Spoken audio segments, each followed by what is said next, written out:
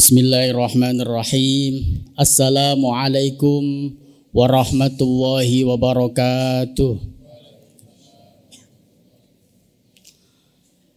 Alhamdulillahi rabbil alamin.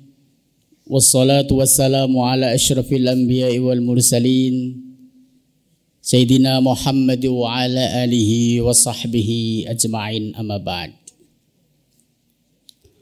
Jamaah salat isya dan tarawih yang dirahmati Allah subhanahu wa ta'ala, alhamdulillah pada tahun ini kita masih diberikan kesempatan oleh Allah untuk menjumpai bulan suci Ramadan. Yang perlu kita sadari, kesempatan ini tidak saja anugerah atau privilege. Lebih dari itu, kesempatan ini adalah bentuk rahmah kasih sayang Allah kepada kita. Salah satu ciri hamba mendapatkan rahmat Allah itu adalah diberikan kesempatan untuk beribadah. Min alamati rahmatillahi ayyuwaffiqanallahu al-abda li'ibadati. Salah satu ciri rahmat Allah yang diberikan kepada seorang hamba adalah diberikan kekuatan, kesempatan untuk beribadah. Jadi kalau Allah memasukkan hambanya ke surga bukan karena pahala yang dilipat gandakan, tetapi karena rahmat Allah, kasih sayang Allah, maka sebetulnya kita bisa juga mengatakan orang-orang yang rajin ibadah, orang-orang yang diberikan kesempatan beribadah itu sama dengan insya Allah sudah mendapatkan tanda kelak mendapatkan rahmat Allah dan akhirnya dimasukkan surga Allah subhanahu wa ta'ala. Amin Allahumma amin. Maka yang perlu disyukuri kita masuk Ramadan ini karena ini rahmah Allah, karena ini kasih sayang Allah. Bapak Ibu jamaah yang dirahmati Allah subhanahu wa ta'ala, Ramadan itu bisa kita ilustrasikan seperti rest area. Setelah orang melakukan perjalanan panjang, melelahkan, maka dia butuh tempat untuk istirahat. Setelah kita beraktivitas, baik aktivitas pikiran, aktivitas fisik, bahkan juga melibatkan pencernaan kita, maka dibutuhkan waktu-waktu untuk istirahat. Dan Allah sediakan tempat atau rest area itu berupa bulan suci Ramadan. Pertanyaannya, ketika di rest area itu mau ngapain? Apakah yang ada di dalam benak kita ketika di rest area itu justru mempersiapkan makanan, mempersiapkan beli baju, atau kita gunakan memang benar-benar untuk istirahat? Artian istirahat itu apa? Dijadikan sebagai momentum untuk muhasabah, untuk introspeksi diri. Dan kita juga perlu bertanya pada diri kita, setiap tahun kita menjumpai Ramadan, setiap tahun kita ini puasa Ramadan, adakah perubahan yang terjadi pada diri kita? Atau sama saja? Kalau masjid ini Ramadan hanya nambah jamaah begitu saja. Yang asalnya mungkin 1-2 shop sekarang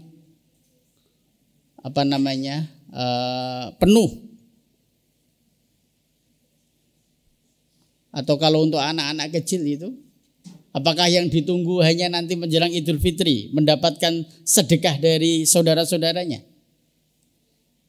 Atau bagi kita orang dewasa, oh ini momentum yang akan kita tunggu-tunggu untuk mudik. Jadi kalau kita hanya berpikir itu sungguh merugi dan merugi. Oleh karena itu, mumpung ini baru malam kedua atau kita baru sehari menjalankan puasa, kita jadikan ini sebagai starting, sebagai awal untuk menata sebulan penuh kita membuat perencanaan dalam rangka muhasabah. Para sufi mengatakan, idza asyraqatil bidayah asyraqatin nihayah. Kalau di awal itu baik, nanti insya Allah endingnya juga baik. Tapi kalau di awal kita ini tidak pernah menetapkan dan memikirkan apa sih sesungguhnya target yang akan kita dapatkan dan target yang akan kita peroleh dari puasa ini, kalau kita sama sekali nggak pernah berpikir dari itu, ya kita nggak akan dapat apa-apa. Tapi sebaliknya, kalau di awal bulan suci ini kita sudah punya target, yang misalnya biasanya baru khatam sekali dalam Ramadan ditambah 2 kali. Atau misalnya tarawihnya kalau dulu-dulu hanya sampai malam ke berapa? Kelima, ditambah lagi sampai terakhir gitu. Nah itu harus jadikan target. Dan kita harus memaksa diri kita. Kesenangan-kesenangan yang muncul dan godaan-godaan yang muncul untuk kita tidak fokus dalam beribadah di Ramadan itu harus kita lawan. Dan itu semuanya saja kita ini pasti akan menghadapi godaan-godaan itu. Seolah-olah dianggap puasa Ramadan itu ya puasa begitu saja. Pokoknya tidak makan, tidak minum. Padahal itu kalau dalam Al-Quran itu menggunakan kata siam. Siam itu berbeda dengan saum.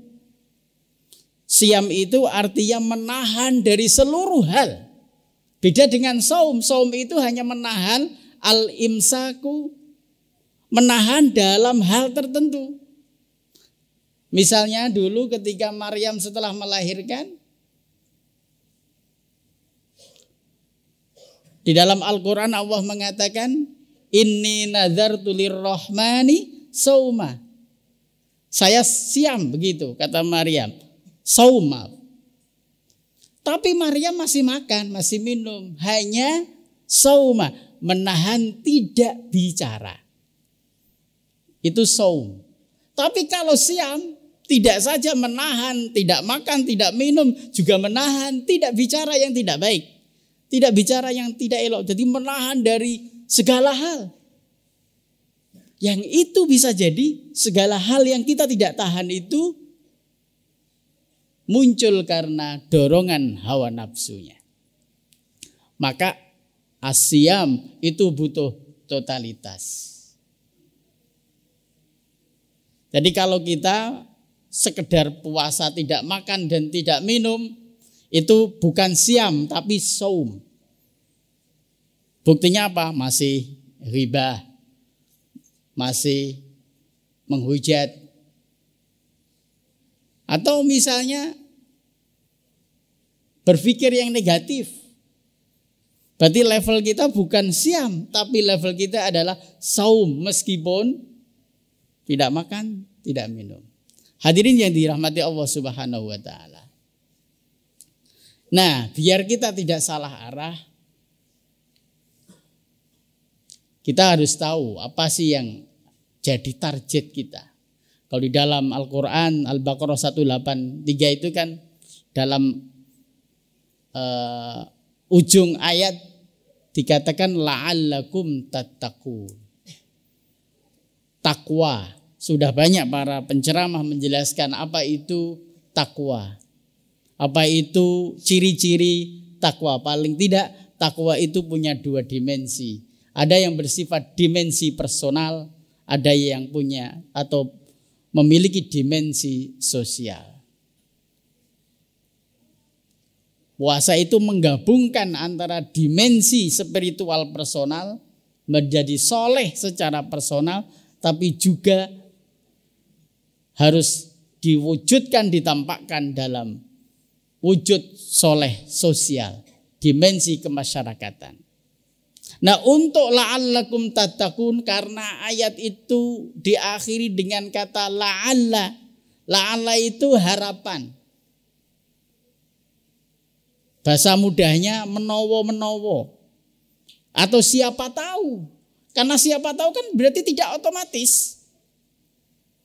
Jadi orang yang berpuasa itu tidak jaminan terus takwa. Karena la'alla, siapa tahu. Barangkali gitu. Jadi tidak otomatis. Atau kalau toh tattaqun maka akan ada level-levelnya. Nah, biar kita menjadi tattaqun beneran, maka paling tidak ada 3 yang perlu kita genjot, yang perlu kita lakukan dalam masa 1 bulan ini. Yang pertama adalah kasratus sholah, memperbanyak sholat. Yang selama ini kita itu minimalis misalnya. Minimalis itu ya sholatnya hanya 5 waktu sehari semalam, itu kan minimalis. Maka perlu ditambah sholat-sholat sunat yang lain. Tarawih, rawatib, duha, dan sholat-sholat sunat mutlak yang lain. Lalu yang kedua, kasratul qiraah, terutama tilawatil Quran, memperbanyak membaca Al-Quran. Di dalam hadis Nabi Muhammad SAW, Nabi bersabda, barang siapa yang ingin berdialog dengan Allah, maka bacalah Al-Quran. Jadi membaca Al-Quran itu sejatinya kita lagi berbincang-bincang dengan Allah. Lalu yang ketiga adalah kasratus sedekah, memperbanyak bersedekah. Apapun yang kita miliki, apapun yang kita punya, itu sangat potensial untuk kita sedekahkan. Bisa gagasan, pikiran, bisa perbuatan, kita nyapu di jalan itu sedekah. Ada batu di jalan kita singkirkan itu sedekah. Kalau enggak punya barang yang kita berikan pada orang lain, kita berkata baik, itu sedekah. Tasbih yang kita lafalkan, takbir yang kita lafalkan, itu juga sedekah. Salat duha yang kita kerjakan itu juga sedekah, banyak sekali. Tapi masa kita sedekahnya mau minimalis gitu. Pasti banyak yang bisa kita keluarkan. Hadirin, hadirat Bapak Ibu yang dirahmati Allah Subhanahu wa taala. Oleh karena itu mumpung kita masih di pintu gerbang, baru masuk 1 langkah di bulan Ramadan ini, mari kita manfaatkan dengan sebaik-baiknya. Kita harus berpikir juga, jangan-jangan ini adalah kesempatan terakhir dalam hidup kita menemui bulan suci Ramadan.